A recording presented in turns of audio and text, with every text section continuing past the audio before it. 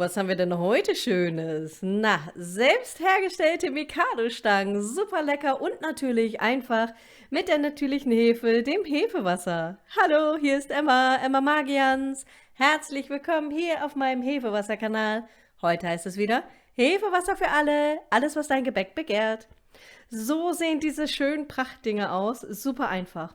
Ihr nehmt einfach 350 Gramm Mehl, das genaue Rezept wie immer unten unter diesem Video. Dazu füge ich noch ein bisschen Puderzucker, Hefewasser natürlich. Weshalb, warum und wie erfahrt ihr rechts oben unter dem i. Und dann gebe ich hier noch ein bisschen Pflanzenmilch hinzu. Ich habe wieder geschaut, dass ich das Rezept vegan gestalte, daher kommt jetzt Öl hinzu.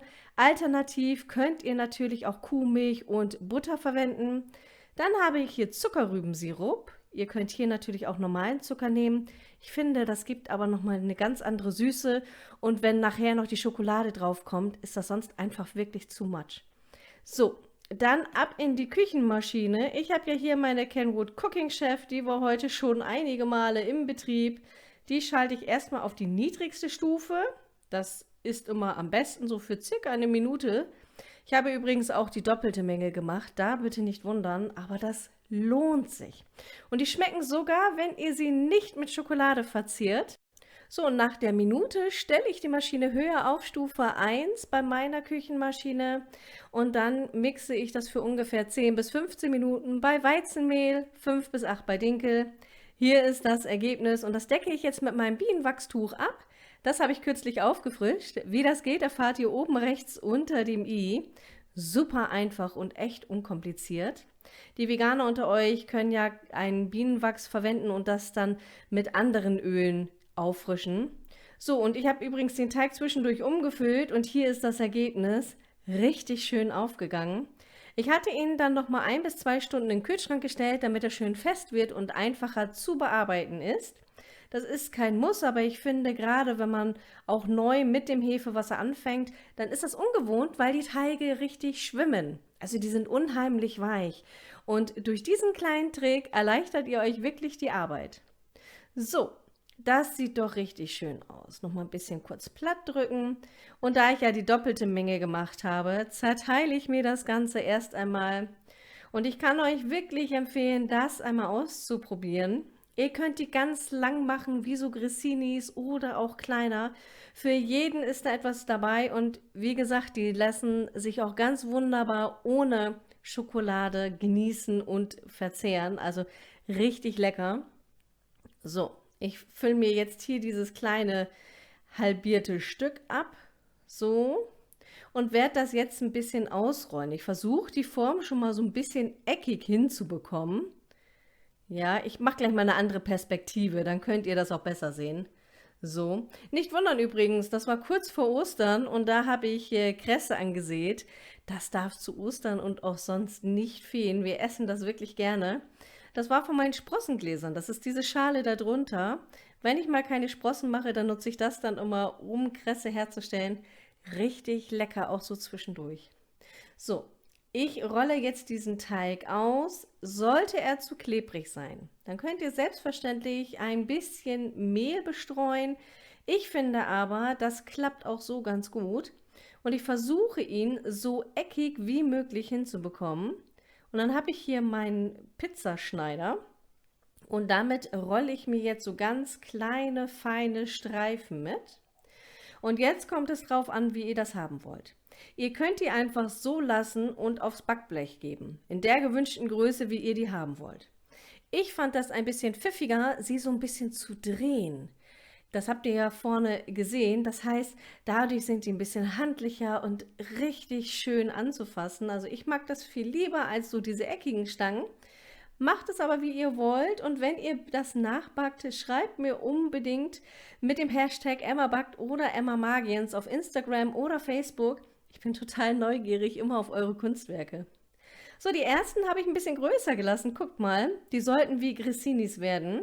Und dann habe ich ein weiteres Backblech genommen, dann mit der Hälfte. Dazu habe ich die Stücke dann genommen, doppelt gelegt und dann einfach ein bisschen gedreht. So, und ich zeige euch gleich mal einen Trick, den ihr unbedingt anwenden solltet. Wichtig ist, macht das nicht zu stark, sonst reißt euch das. Und ich hatte dann zuerst die Herausforderung, dass die so ein bisschen gerollt sind auf dem Backblech. Deswegen, wenn ihr die dreht, packt sie erstmal auf die Arbeitsfläche. Ich zeige euch gleich mal tatsächlich den Unterschied. Rollen, rollen, rollen, ab auf die Arbeitsfläche zum Entspannen. Und erst dann gebt ihr das auf das Backblech. Ich zeige euch gleich auch mal warum. Hier kann man das jetzt noch nicht so extrem sehen. So. Doch ja, schon so ein bisschen. Die rollen sich nämlich noch. Das heißt, wenn ihr die aufs Backblech legt, dann werden die krumm und schief und ihr könnt die nicht schön miteinander legen. Hier, bei dem, da könnt ihr es gut erkennen. So, und wenn die dann im Ofen waren, so für 15, 20 Minuten maximal, eher so 10 bis 15 Minuten, bei 180 Grad Ober- und Unterhitze, lasst sie ein bisschen auskühlen und dann dürft ihr sie nach Herzenslust wirklich belegen. Ich habe 3 verschiedene Schokoladensorten genommen, einmal weiße, Vollmilch und Zartbitter. Die Veganer nehmen dann natürlich die vegane Variante. Und ich weiß nicht, ob ihr euch noch daran erinnern könnt an meine Osterhasen. Die habe ich ja mit so einem Himbeerpulver verziert. Hier, das sind gefriergetrocknete Himbeeren, die waren zermatscht, die habe ich dann über meine Gewürzmühle gemahlen. Und davon habe ich ein bisschen dann über diese weißen rübergegeben. Die haben dann nochmal so eine ganz tolle, fruchtige Säure gegeben. War echt lecker. Also probiert das unbedingt aus. Ihr könnt euch da verkünsteln und alles austesten, wie ihr das haben wollt. Also ganz nach eurem Geschmack. Ich habe die jetzt handlich klein gemacht. Ihr könnt die auch größer oder kleiner machen. Das bleibt wirklich euch überlassen. Und ich bin schon unheimlich gespannt auf eure Kommentare. Ich hatte euch ja das mit den Mikado-Stäben schon mal gesagt. Da hatte ich einen Kommentar, der dann war mit, das geht gar nicht, das funktioniert nicht, das ist bestimmt unheimlich schwierig. Nein, das ist super einfach und deswegen zeige ich euch das Rezept. Ich möchte, dass ihr ganz viel mit dem Hefewasser ausprobiert. Richtig lecker. Hier habe ich jetzt Vollmilchschokolade. Und wie man diese kleinen Tütchen baut, das habe ich euch ja schon mal gezeigt. Das ist dieses Osterhasen-Video. Auch wenn jetzt kein Ostern ist, ich verlinke euch das mal oben rechts. Das könnt ihr nochmal anschauen. Und dann könnt ihr jetzt ganz wunderbar hier nochmal rumdekorieren.